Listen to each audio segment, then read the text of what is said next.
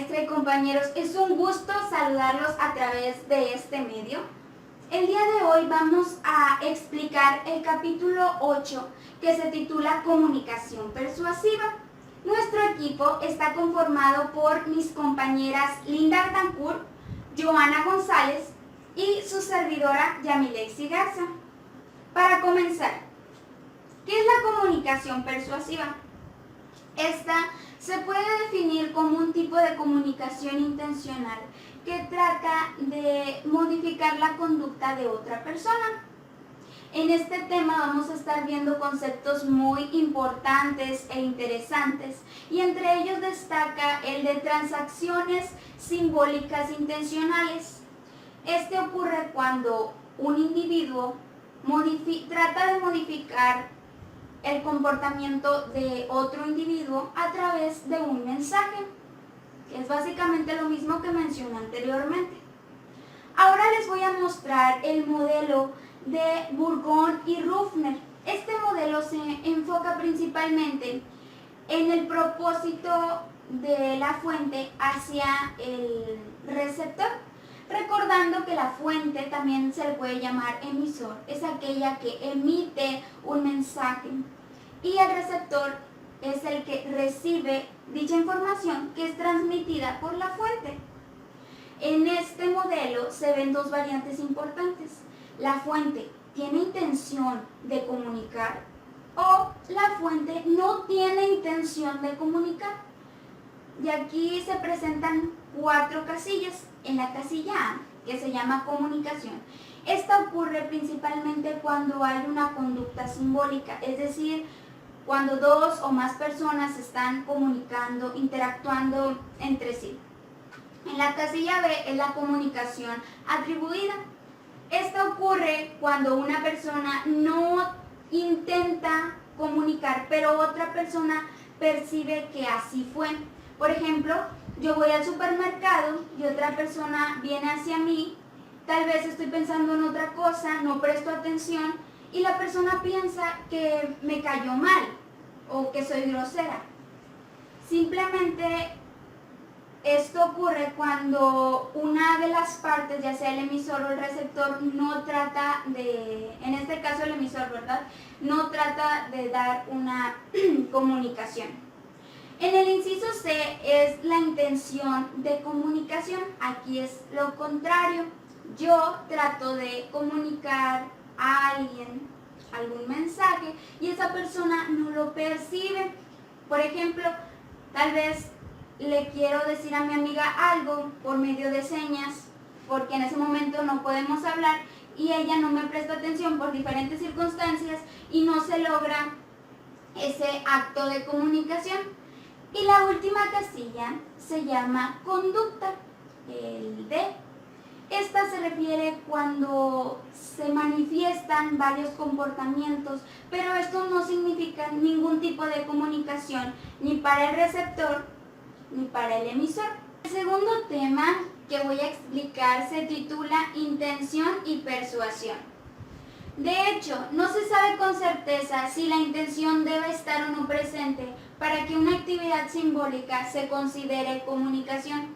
Pero algunos autores, entre ellos Bourgon y Miller, definieron el término comunicación persuasiva como aquella que realiza un individuo con la intención consciente de querer modificar la conducta o el comportamiento de otro a través de algún mensaje. Entonces, el término persuasión más que nada se refiere al acto de realizar dicha acción que mencioné anteriormente. Enfocándome en la definición que dije al principio, aquí nada más le añadí lo que es intención consciente. Ahora les voy a mostrar el modelo modificado de Bourgon y Ruffner. En el primer modelo que mencioné en la diapositiva anterior, este se enfocaba principalmente en la fuente, pero en el que estoy mostrando ahorita se enfoca tanto en la fuente como en el receptor. Y aquí se incluyen 2 variantes importantes. La primera es, el receptor percibe una intención de persuasión y la segunda, el receptor no recibe una intención de persuasión. Aquí también se presentan 4 casillas. Tienen un enfoque un poco diferente, pero básicamente presentan el mismo fundamento. Por ejemplo, en la casilla A, esta se llama comunicación persuasiva y entre paréntesis viene posible advertencia.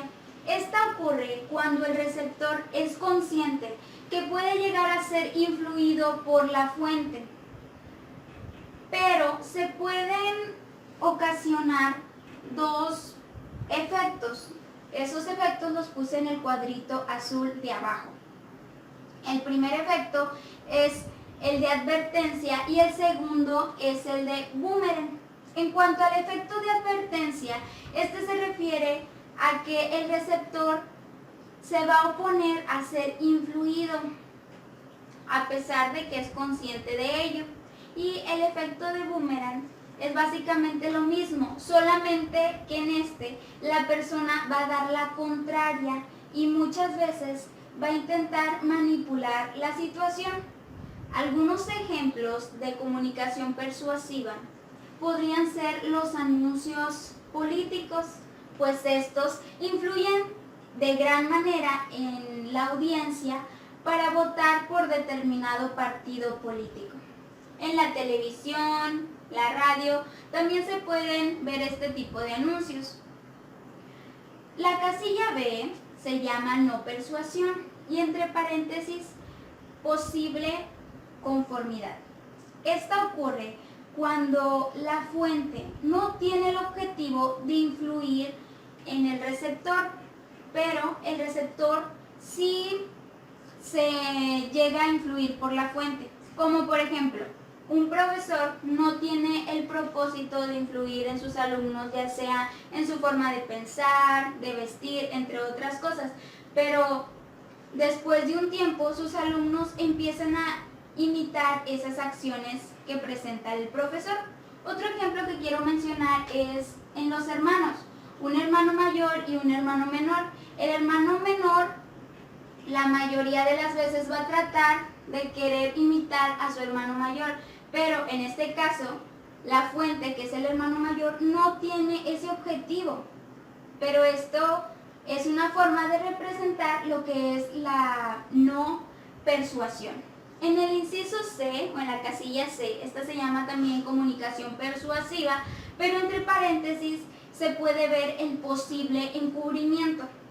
Este ocurre principalmente cuando el receptor no se da cuenta que está siendo influido por la fuente. Aquí la fuente debe ser muy inteligente para poder lograr esta estrategia, ya que de alguna manera manipula la situación y así evita que los receptores se pongan a la defensiva. También es importante analizarla bien y saber en qué momentos se deben utilizar para no cometer ningún error. Y la última casilla es la D. Esta se llama descartada. Y aquí les voy a poner el modelo anterior. Si observamos en la D, menciona la palabra conducta. Y bueno, yo expliqué que en esa casilla era cuando ni para el receptor ni para el emisor significaba un acto de comunicación. Entonces, el objetivo fundamental de la comunicación persuasiva es básicamente que la fuente influya en el receptor o que el receptor se deje influir por la fuente a pesar de que ésta no tenga ese objetivo. Ahora voy a hablar sobre los intentos de influir. Y bueno, para mí el concepto influencia quiere decir la modificación de un comportamiento, de una actitud, pero en este subtema el término de influir no se refiere necesariamente a que exista esa modificación de comportamiento. Por ejemplo, una persona puede oponerse a un determinado tema y al final, ya sea de la conferencia, ella está decidida que así no es Y esto no quiere decir que no se tuvo éxito en el intento de influir, en cambio, se tuvo un éxito.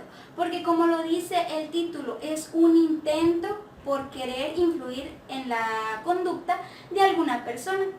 A continuación, les estaré mostrando el modelo, o más bien el proceso de comunicación persuasiva. Y aquí se encuentra que la fuente tiene como propósito fundamental tratar de influir en las personas, ya sea en sus creencias, valores, pensamientos, comportamientos, entre muchas otras.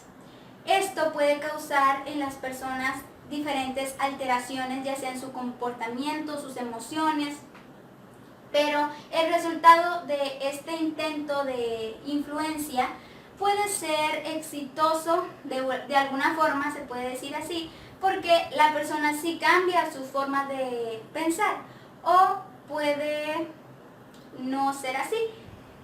Hay personas que son muy directas en lo que piensan y es muy difícil que otra venga y trate de cambiar su opinión sobre algún tema en específico.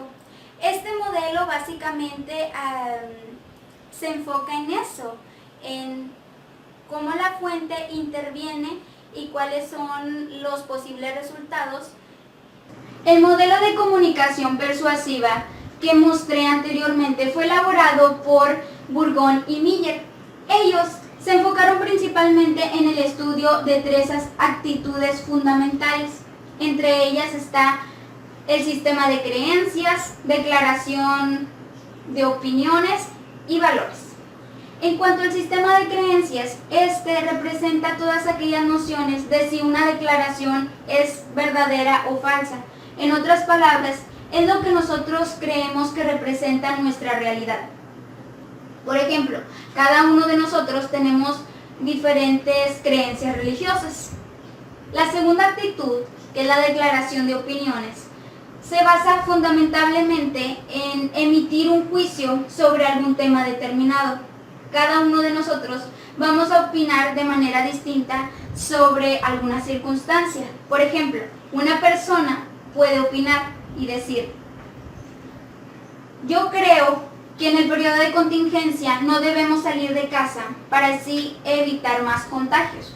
Y otra persona argumente: pues sí, tal vez es necesario no salir, pero yo necesito trabajar para traer el sustento económico al hogar. Y entre una tercera persona y les diga: desde mi punto de vista considero que sí, es importante quedarnos en casa para resguardarnos y proteger a nuestra familia, pero también es importante ir a trabajar.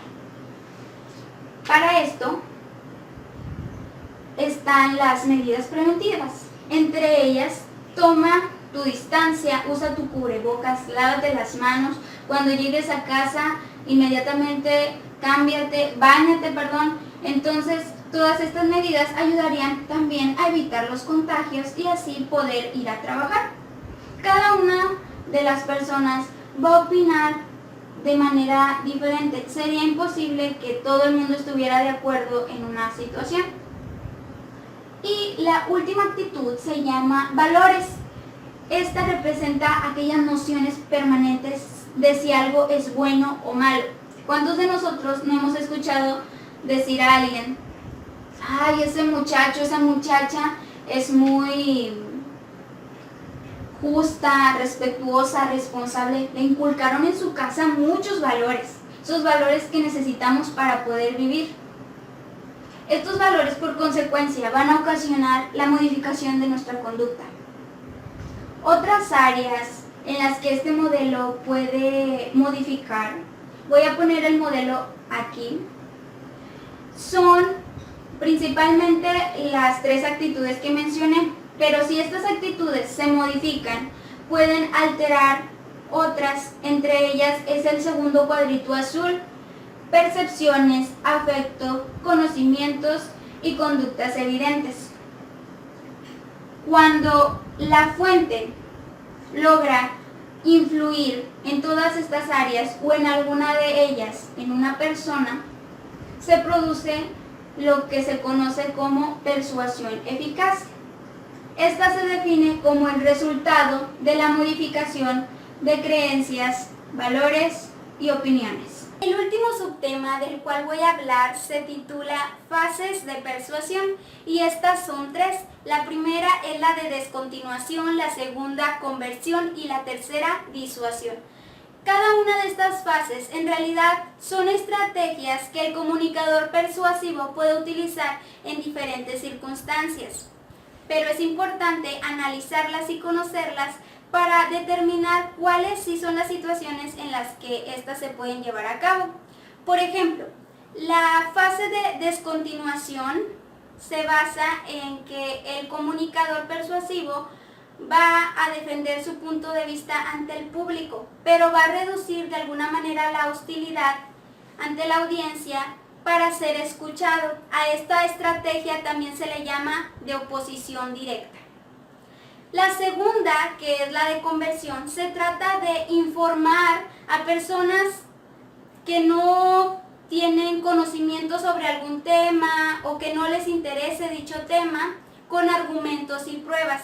El objetivo principal de esta segunda fase es llamar la atención de la audiencia y provocar interés sobre algún tema determinado y por consecuencia modificar su conducta. El tercero, que es la disuasión, es cuando el comunicador persuasivo se dirige a personas que ya tienen la misma idea que él. Nada más se refuerza algún contenido o tema.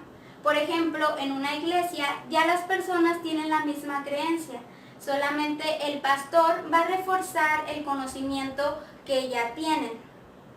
En realidad, estas tres fases son muy indispensables y útiles para el comunicador persuasivo, pero se debe ser muy crítico para poder elegir cuál es la que mejor conviene y en qué situación poderla emplear adecuadamente. Enseguida voy a dar una breve introducción de los temas que van a abordar mi compañera Linda y Joana.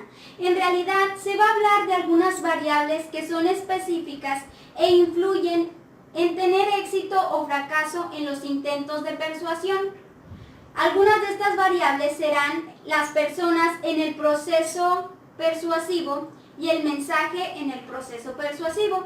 En cuanto a las personas, estas son dos. La primera es la fuente, recordando que la fuente es aquella persona que transmite un mensaje y el receptor, que es la segunda, es aquella persona que recibe dicha información. Para que la fuente pueda influir de una manera satisfactoria en el receptor, necesita ser confiable, objetiva, tener poder, capacidad y por supuesto credibilidad. En cuanto al mensaje, según Towling, este se estructura por tres componentes. El primero es la demanda, el segundo son las garantías y el tercero me parece que son los datos. El mensaje debe ser organizado, bien elaborado. También se hablará sobre los tipos de mensaje, que es el bilateral y el unilateral.